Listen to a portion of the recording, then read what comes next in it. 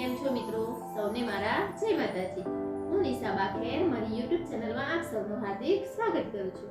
આપણે જોઈ રહ્યા છીએ શ્રીમદ ભગવદ ગીતાનો બીજો અધ્યાય, જેનું નામ છે સાંખ્ય યોગ.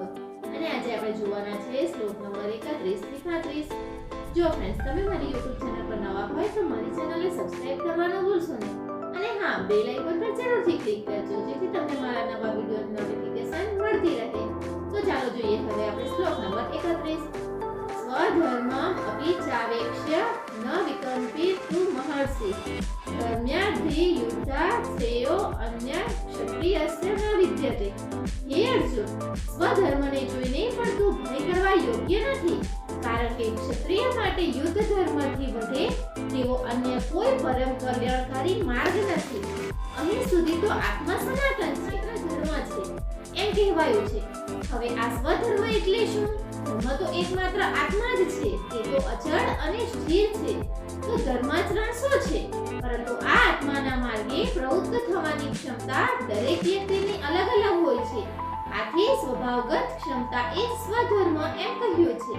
આ એક જ સનાતન આધ્યાત્મિક માર્ગ પર ચાલનારા સાધકોનું મહાપુરુષે તેમની સ્વભાવગત ક્ષમતા પ્રમાણે 4 વર્ગોમાં વિભાજન કર્યું છે: શૂદ્ર, વૈશ્ય, ક્ષત્રિય અને બ્રાહ્મણ.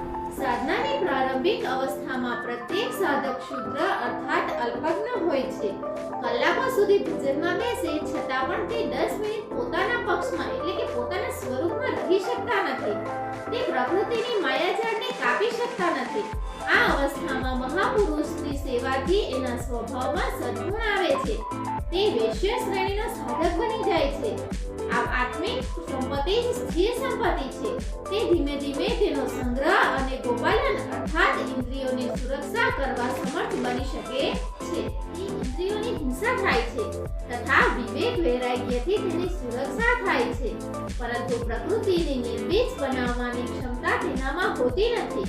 ક્રમશઃ ઉન્નતિ કરતા કરતા સાધકના અંતઃકરણમાં ત્રણેય ગુણોને હણવાની ક્ષમતા અર્થાત ક્ષત્રિયત્વ આવી જાય છે.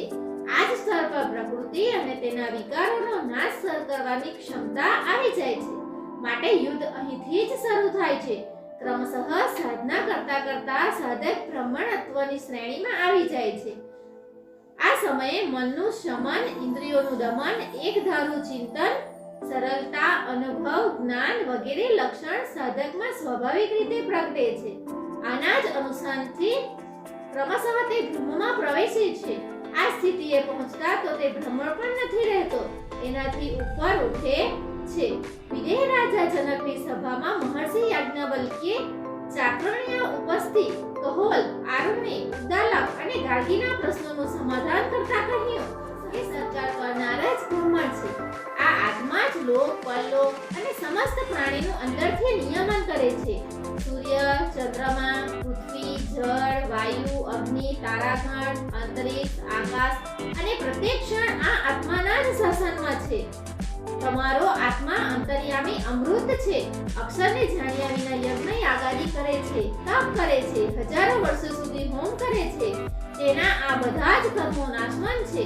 આ અક્ષરને જાણ્યા વગર કોઈ પણ આ લોકમાં મૃત્યુ પામે છે તે દયનીય છે, કૃપણ છે. અને જે આ અક્ષરને જાણી આ લોકમાં મૃત્યુ પામે છે તે બ્રહ્મણ છે. એ શ્રેણીનો સાધક છે. શ્રી કૃષ્ણ કહે છે કે ક્ષત્રિય શ્રેણીના સાધક માટે યુદ્ધ સિવાય કલ્યાણકારી કોઈ અન્ય માર્ગ છે જ નહીં. પ્રશ્ન એ થાય છે કે ક્ષત્રિય છે ખરા? લોકો ઘણો કરીને આનો અર્થ સમાજમાં જન્મથી પેદા થયેલો બ્રાહ્મણ, ક્ષત્રિય, શૂદ્ર એવો જ કરે છે. અને જ 4 વર્ણો માની લીધા છે. પરંતુ એમ નથી. શ્રી કૃષ્ણે પોતે જ ક્ષત્રિય શું, વર્ણ શું તે બતાવ્યું છે. અહીં એમણે માત્ર ક્ષત્રિયોનું નામ લીધું અને આગળ 18મા અધ્યાય સુધી આ પ્રશ્નનું સમાધાન રજૂ કરતા ખરેખર વર્ણ શું છે અને એમાં પરિવર્તન કઈ રીતે થાય છે તે સમજાવ્યું છે. શ્રી કૃષ્ણ કહે છે કે ચાતુર્ય વર્ણમ મયા સૃષ્ટમ, 4 વર્ણોની રચના મેં જ કરી છે. તો શું એમણે માણસોના ભગલા પાડ્યા? શ્રી કૃષ્ણ કહે છે જ નહીં. ગુણ કર્મ વિભાગશઃ, ગુણોના માધ્યમથી કર્મોના 4 ભાગ વિભાજિત કર્યા છે. જોવાનું એ છે કે જેના ભાગલા પાડ્યા તે શું કર્મ છે? ગુણ પરિવર્તનશીલ છે. સાધનાની ઉચિત પ્રક્રિયા દ્વારા તામસીથી રાજસી અને રાજસીથી સાત્વિક ગુણોમાં પ્રવેશ થતો જાય છે. છેવટે બ્રાહ્મણ સ્વભાવ બની જાય છે તે સમયે બ્રહ્મમાં પ્રવેશ કરનારી બધી જ યોગ્યતા તે સાધકમાં આવતી હોય છે. વર્ણ સંબંધી પ્રશ્ન અહીંથી પ્રારંભ પામી છેક 18મા અધ્યાયમાં જઈને પૂર્ણ થાય છે. શ્રી કૃષ્ણની માન્યતા છે કે શ્રેયાન સધર્મો વિગુણઃ પરમ ધર્મ તસ્વત નિષ્ઠાન. સ્વભાવથી ઉત્પન્ન આ ધર્મમાં પ્રવૃત્ત થવાની ક્ષમતા જે સ્તરની હોય, ભલે તે ગુણ રહિત શૂદ્ર શ્રેણીની પણ હોય, તે પરમ કલ્યાણ કરે છે. કારણ કે તમે ક્રમશઃ ત્યાંથી તમારો વિકાસ સાધો છો. તેના કરતા આગળ વધેલાની નકલ કરીને સાધક નષ્ટ થઈ જાય છે. અર્જુન ક્ષત્રિય શ્રેણીનો સાધક હતો, માટે શ્રી કૃષ્ણ કહે છે કે અર્જુન પોતાના સ્વભાવથી ઉત્પન્ન થયેલી તારી આ યુદ્ધમાં પ્રવૃત્ત થવાની ક્ષમતા જોઈને પણ તું ભય પામવાને યોગ્ય નથી. આનાથી વધીને ક્ષત્રિય માટે બીજું કોઈ કલ્યાણકારી કાર્ય છે જ નહીં. આના ઉપર પ્રકાશ પાડતા પુનઃ યોગેશ્વર કહે છે. ચાલો મિત્રો, હવે આપણે જોઈએ શ્લોક નંબર 32. યદચ્છયા ચોપન્નમ સ્વર્ગાદ્વારમ પ્રાવૃતમ સુખિનઃ ક્ષત્રિયા પાર્થ લભન્તે યુદ્ધમીદશમ. પાર્થિવ શરીરને જ રથ બનાવીને અચૂક લક્ષ્ય વેધી અર્જુન અનાયાસ પ્રાપ્ત થયેલા સ્વર્ગના ઉઘાડા દ્વાર સમાન આવા યુદ્ધને ભાગ્યશાળી ક્ષત્રિય જ પ્રાપ્ત કરે છે. ક્ષત્રિય શ્રેણીના સાધકમાં ત્રણેય ગુણોને કાપવાની ક્ષમતા તેના માટે સ્વર્ગના દ્વાર ઉઘાડા છે. કારણ કે તે શ્રેણીમાં દેવી સંપત પૂર્ણપણે ઉપાર્જિત થયેલી છે. સ્વરમાં વિચારવાની તેનામાં ક્ષમતા હોય છે. આ જ સ્વર્ગનું ઉઘડેલું દ્વાર છે. ભાગ્યશાળી ક્ષત્રિય ક્ષેત્રજ્ઞનું આવું યુદ્ધ પામે છે. કારણ કે એનામાં જ આ સંઘર્ષની ક્ષમતા છે. દુનિયામાં યુદ્ધો તો થતા જ હોય છે. આખું વિશ્વ લડે છે, પ્રત્યેક જાતિ લડે છે, પરંતુ શાશ્વત વિજય તો જીત મેળવનારાઓને પણ નથી મળતો. આ તો અરસપરસનો બદલો છે જે બીજાને જેટલું દબાવે છે, કાળાંતરે એને પણ એટલું જ દબાવવું પડે છે. આ તો કેવો વિજય જેમાં ઇન્દ્રિયોને શોષી લેનાર શોક જ હંમેશા શેષ રહે છે. અંતમાં શરીર પણ નષ્ટ થઈ જાય છે. વાસ્તવિક સંઘર્ષ તો ક્ષેત્રજ્ઞનો છે. એમાં એકવાર વિજય થઈ ગયા પછી પ્રકૃતિનો સદા માટે નિરોધ અને પરમ પુરુષ પરમાત્માની પ્રાપ્તિ થઈ જાય છે. આ એવો વિજય છે જેમાં પછી કદી હાર થતી નથી. શ્લોક નંબર 33. અથ ચેતત્વમિમં ધર્મં સંગ્રામં ન કરિષ્યસि તતઃ સ્વધર્મ કીર્તિ ચ હિત્વા પાપં વાપ્સ્યસि.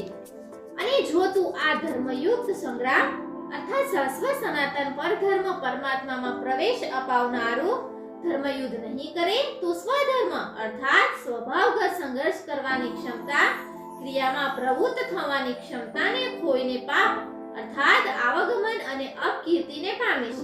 અપકીર્તિ ઉપર પ્રકાશ ફેંકતા તે કહે છે. શું કહે છે તે હવે આપણે આગળના શ્લોકમાં જોઈએ. શ્લોક નંબર 34.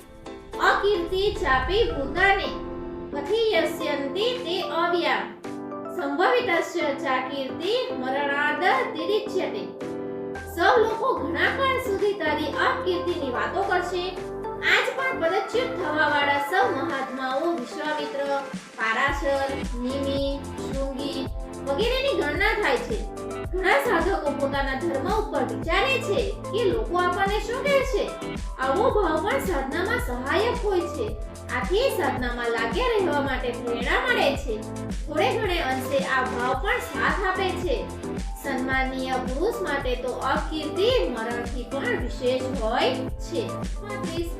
ભયત્રણા દુપરતમ મશ્યન્તે ત્વામ મહારથાઃ યેષાં ચ ત્વં બહુમતો ભૂત્વા યાસ્યસી લાઘવં. જે મહારથીઓની નજરમાં તું આટલો આદરપાત્ર થઈ હવે તુચ્છતાને પામીશ, તે મહારથીઓ તને ભયના કારણે યુદ્ધથી નાસી ગયેલો માનશે. મહારથી કોણ? આ માર્ગ પર મહાન પરિશ્રમથી આગળ વેધનારો સાધક મહારથી છે. એ જ રીતે એટલા જ પરિશ્રમથી અવિદ્યા તરફ ખેંચનારા કામ, ક્રોધ, લોભ, મોહ વગેરે પણ મહારથીઓ છે. જેઓ સાધક પ્રશંસનીય છે એવું તારું બહુમાન કરતા કરતા તેમની નજરમાં પણ તું નીચે ઉતરી જઈશ. આટલું જ નહીં, પરંતુ હવે એના વિશે આપણે આવતા વિડીયોમાં જોઈશું. આપણે આગળના શ્લોકો આવતા વિડીયોમાં જોઈશું. તમે મારી ચેનલ પર નવા હોય તો મારી ચેનલને સબસ્ક્રાઇબ કરવાનું ભૂલશો નહીં. અને હા, મારા વિડીયોને લાઈક, કોમેન્ટ અને શેર કરવાનું ભૂલશો નહીં. જય માતાજી, જય હિન્દ.